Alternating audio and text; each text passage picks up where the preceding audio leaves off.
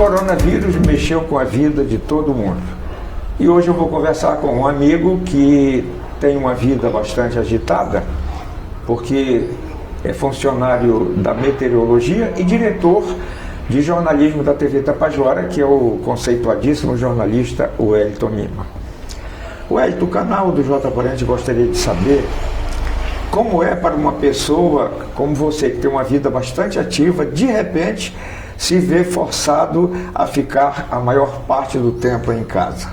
Bom, Parente, primeiro eu queria agradecer o espaço, do seu canal e dizer, respondendo a sua pergunta, dizer que para mim é uma coisa muito estranha, assim como está sendo estranho para todo mundo, Parente? O mundo, na verdade, está muito estranho nessas épocas de pandemia desse coronavírus.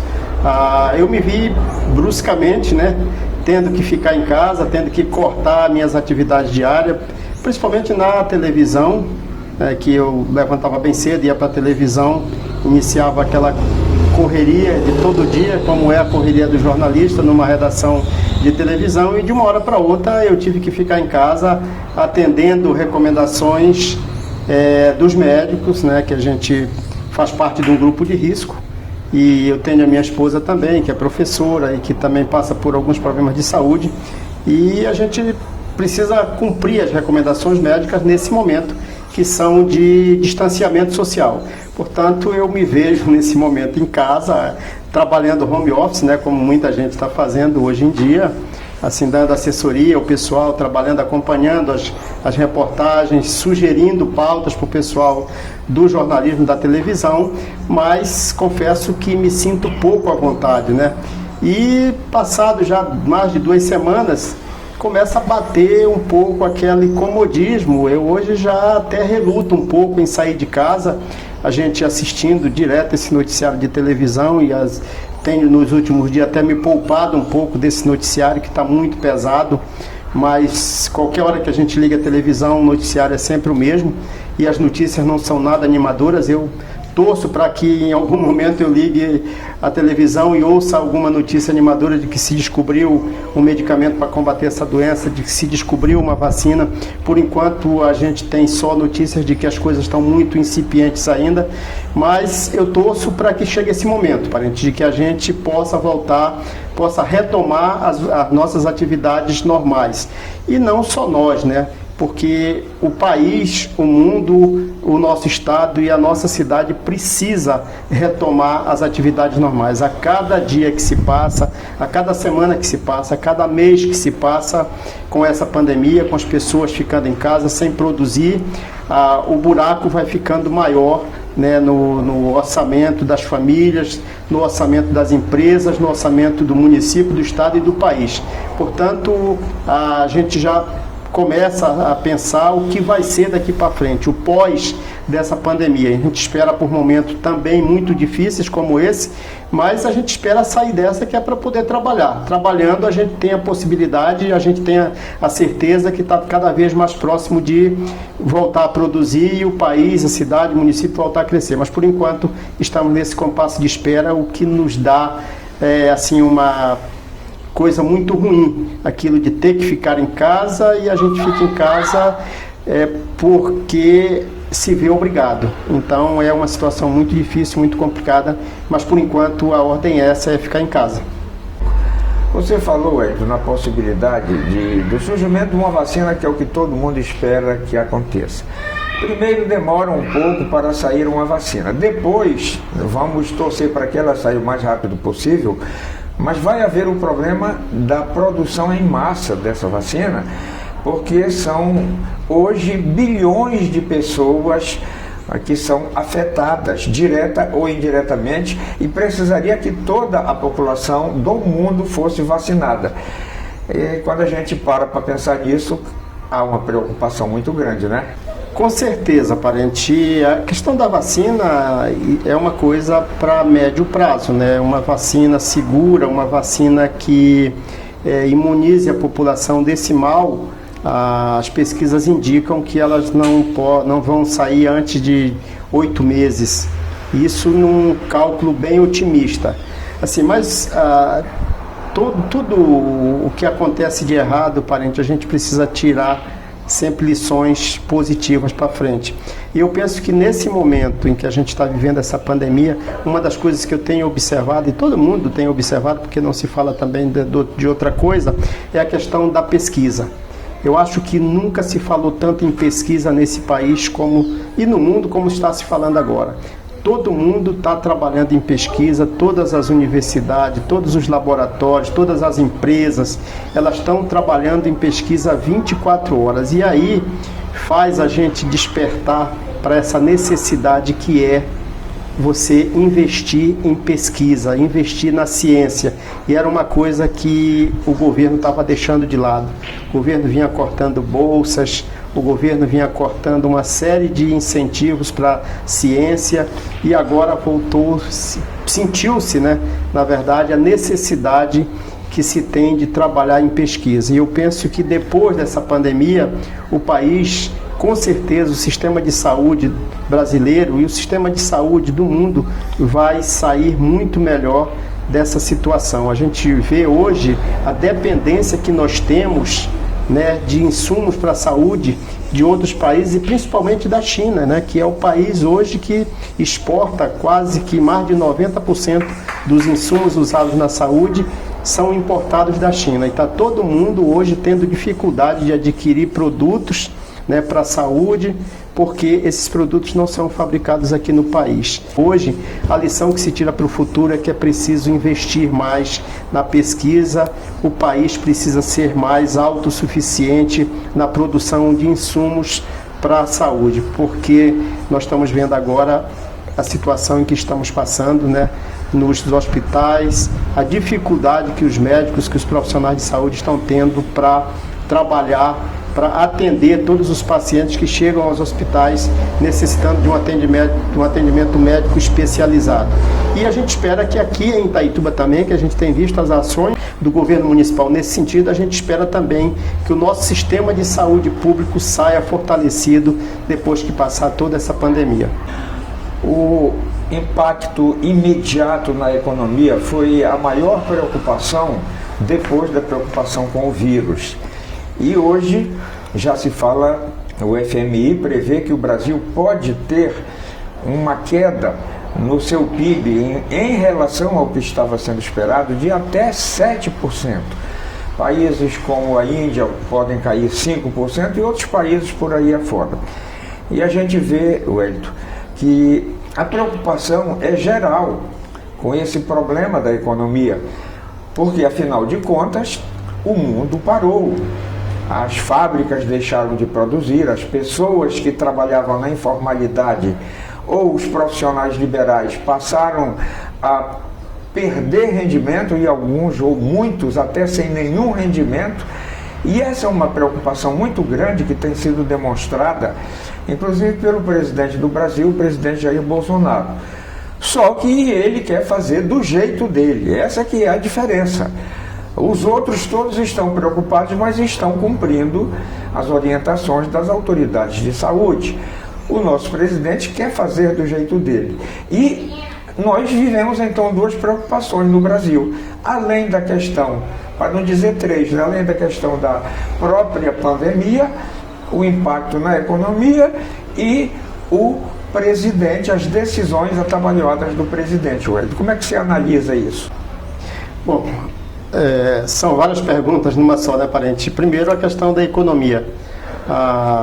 Os cálculos assim, dos economistas e das instituições que trabalham com pesquisa no mundo sobre a questão de produção faz estimativas cada vez mais pessimistas, né?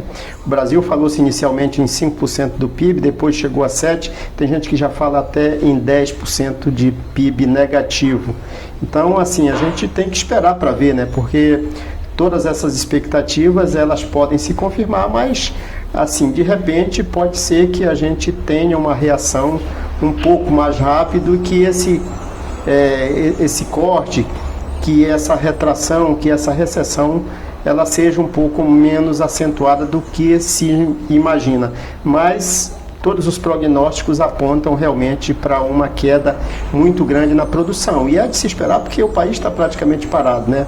Algumas fábricas estão produzindo, a agricultura está produzindo, mas todo mundo produzindo em compasso de espera, meio com o pé no freio, meio que em stand-by, porque ninguém sabe também qual vai ser o poder, né, de consumo da população depois que a gente sair agora nessa pandemia e depois que sair disso também. Então, assim, o estrago, na verdade, é muito grande e a gente espera que o país se recupere da melhor forma possível. O país já passou por vários problemas na sua economia, mas nunca nada imaginado com o que está sendo agora.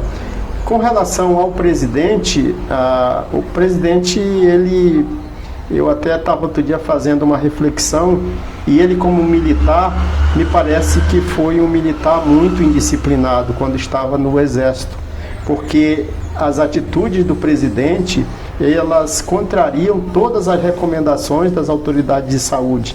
Elas são todas no sentido contrário do que o que se deve fazer, do que o que recomenda o próprio Ministério da Saúde. Portanto, eu vejo o presidente da República, assim, em sendo militar, ele deve ter sido um militar pouco disciplinado, ou então ele guardou toda essa indisciplina dele, toda essa prepotência dele, para colocar para fora agora como presidente. Mas é um comportamento pessoal dele, só que como líder de uma nação, como líder de um país que tem uma influência muito grande na América Latina, ele deveria ser um pouco mais preocupado com as suas atitudes, com seus atos, porque, queira ou não queira, como líder, ele influencia muita gente. E eu acho que ele está sendo, nesse momento, um líder que está influenciando de forma negativa. Cada um é dono dos seus atos, cada um pode fazer o que quiser, mas você precisa ver qual é o alcance das suas atitudes, qual é o alcance dos seus atos. Tem muita gente que pode fazer e pode ir para a rua e ninguém vai perceber porque ele não lidera nada. E ninguém vai atrás do que ele diz, ninguém vai atrás do que ele fala. Penso que o presidente da República teria que ser um pouco mais cauteloso com seus atos, até para não confrontar com o seu ministro da Saúde, que diz uma coisa e o presidente faz outra, quer dizer, os dois já estão em rota de colisão. E aí fica difícil, você numa pandemia dessa toda, você ainda ter um conflito entre presidente e seu ministro, que é o ministro da pasta hoje que está em evidência no país, porque é a pasta que cuida de toda essa questão dessa pandemia, que é a pasta do Ministério da Saúde. Aqui pertinho, no estado do Amazonas, nós temos uma situação quase fora de controle. E como está tudo brecado, não tem viagem de avião, não tem viagem de barco, porque não tem ônibus de Manaus, a gente fica naquela esperança de que não chegue no Pará esse problema com a mesma gravidade, que nós temos os nossos problemas, mas por enquanto está dando para ir administrando. Wellington, você que é uma pessoa bem informada, o que você acha que aconteceu em Manaus? Porque ainda hoje saiu uma notícia dando conta de que um teste positivo que deu de um morador de Óbidos, ele teria chegado há poucos dias de Manaus. Será que o governo errou na mão? Será que demorou a agir? O que pode ter acontecido na capital do Amazonas? Olha, parente, difícil dizer, né? Porque nós estamos aqui, as coisas lá em Manaus acontecendo numa velocidade muito grande. E hoje, as notícias que a gente tem de Manaus, eu tenho parentes lá em Manaus, eu tenho irmãos e irmãs lá em Manaus, e as informações que eles me passam de lá é que realmente o sistema de saúde de Manaus está colapsado. O prefeito já disse isso, né? O governador veio e desmentiu, mas já demitiu o seu secretário de saúde, e as coisas em Manaus estão muito complicadas. O governo já está socorrendo com a construção de um hospital de campanha, mas são muitos casos e a gente torce e fica pedindo que as autoridades daqui tomem providências para que a gente não importe esses casos, porque como nós vimos no início dessa pandemia, os primeiros casos foram importados. Agora a gente está bem do lado de um estado, né? Fazemos limites com o estado do Amazonas e aí a gente fica nessa expectativa, né? Será que a gente vai ter esses casos vindo para cá, pessoas vindo para cá e que esse vírus comece também a circular? A gente já tem até informações de uma pessoa que foi infectada, que não teve no histórico dela saída daqui de Itaituba, portanto já há suspeita de que o vírus está circulando aqui em Itaituba. Portanto, assim, a gente vive numa expectativa assim de temor de que essa situação de Manaus ela não venha para cá, mas Itaituba... Porque tem bem Parintins, bem aqui, com muitos problemas, né, Wellington? Pertinho daqui. Exatamente, tem Parintins. Então, assim, mais parente, nós temos o histórico de Itaituba também, e aí a gente precisa levar isso em consideração.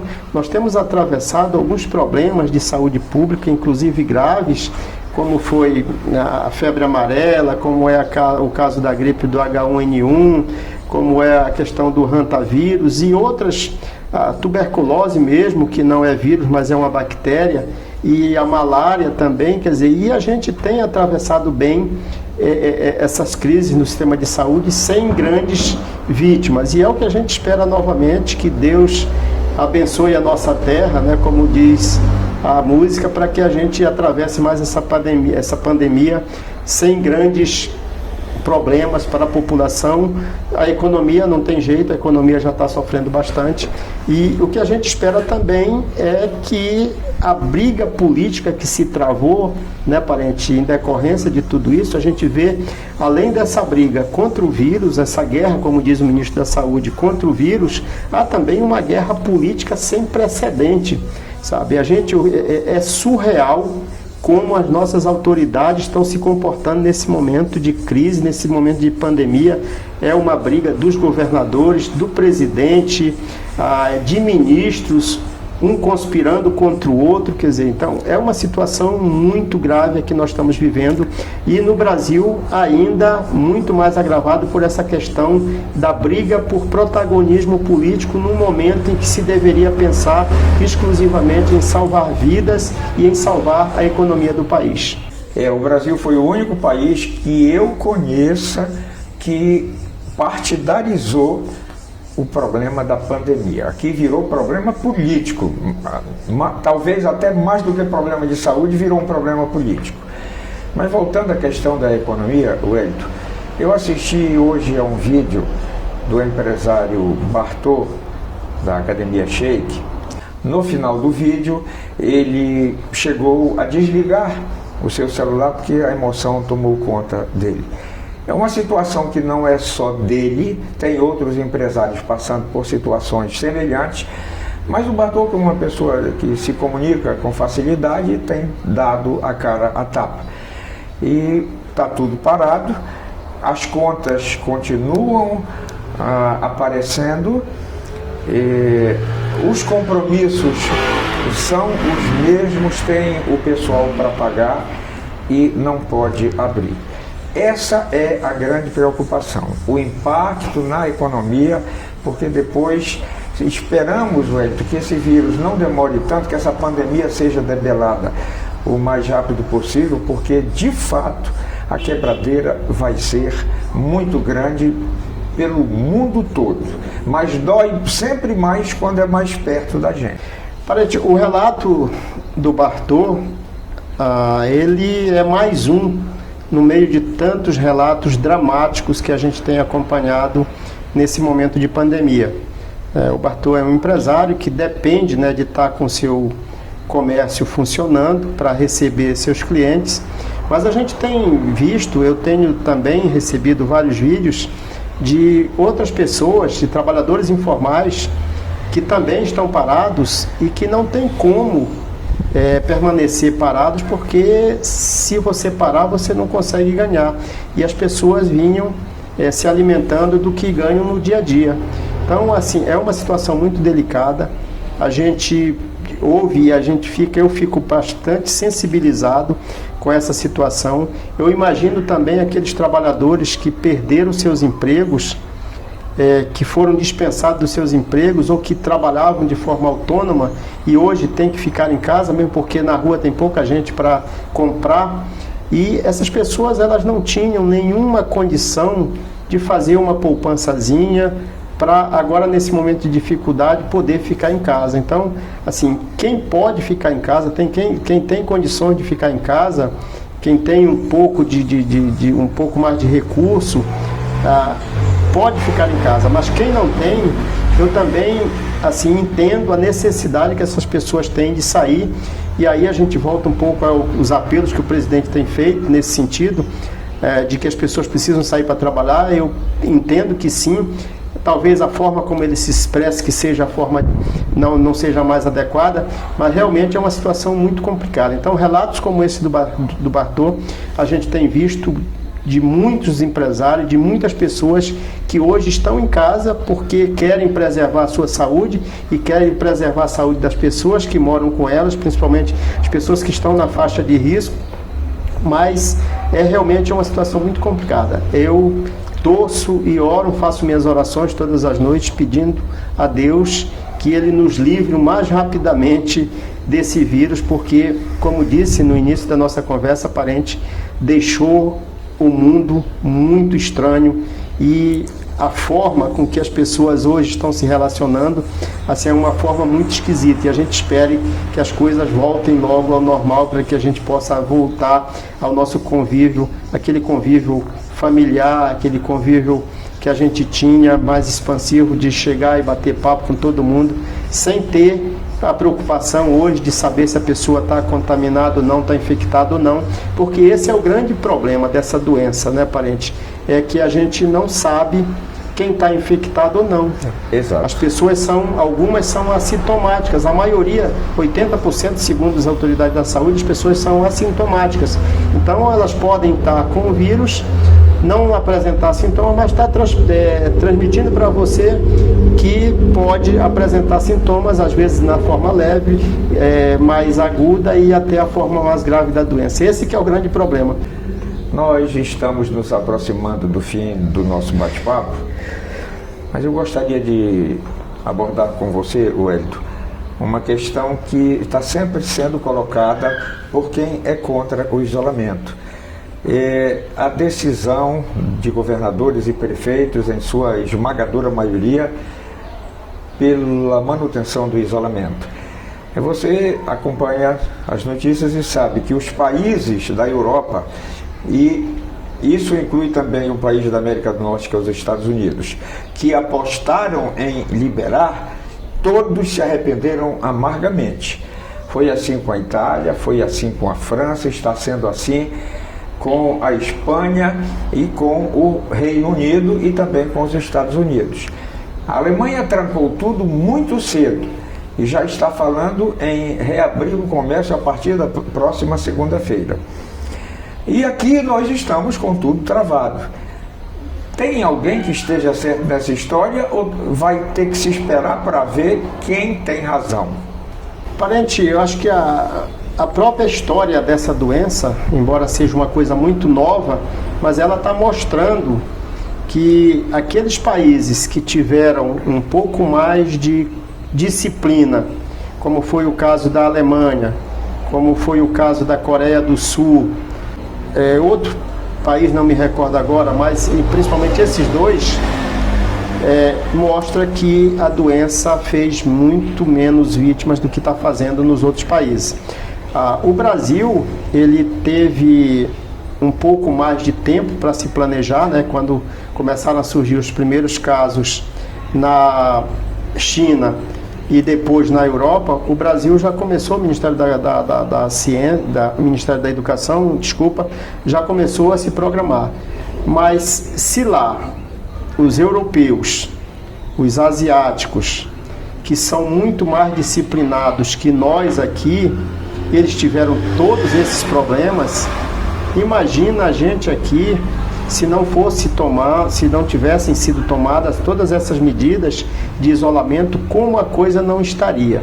Então, assim, eu particularmente, e respeito quem pensa ao contrário, mas eu particularmente não vejo uma outra saída para a gente conter um pouco mais a expansão desse vírus, a não ser com o isolamento.